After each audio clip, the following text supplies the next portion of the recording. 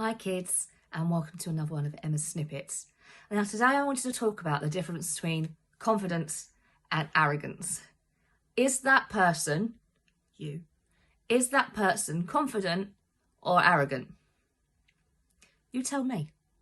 You tell me. The difference between confidence and arrogance is in the eye of the beholder. You know, whether you perceive someone as confident or you perceive someone as arrogant tells me more about how you see yourself. Or the fear that you can't be too confident in case you come across as arrogant.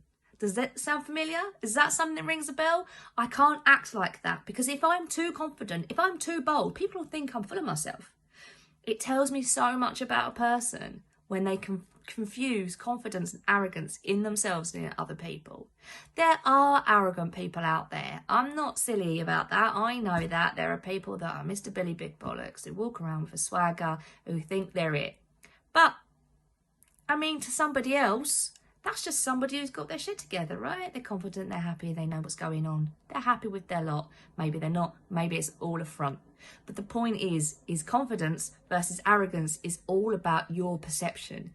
At what point do you stop admiring someone's confidence and you start thinking, well, they're a bit full of themselves, aren't they? And what does that say about you? What does that say about your perception of yourself, your perception of other people? How small do you feel you have to stay? How small do you feel other people should, by rights, be too?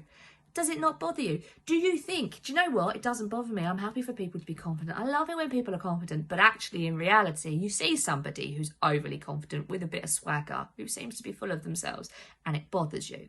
Or perhaps it's situational. Perhaps it's when you see that young grad who's 22 and he's bowling along like he's got the world at his feet. And you think, you haven't earned that yet, mate. Who do you think you are? And they're arrogant. So perhaps for you, it's situational. It's so personal and it's really, really interesting. It's a good question to ask yourself and it's one to pay attention because it shows you a level of unconscious bias. When you hold bias internally and don't even realise you do, next time you catch yourself thinking, oh, they're a bit full of themselves, they're a bit arrogant, ask yourself, that's interesting. Why have they triggered me?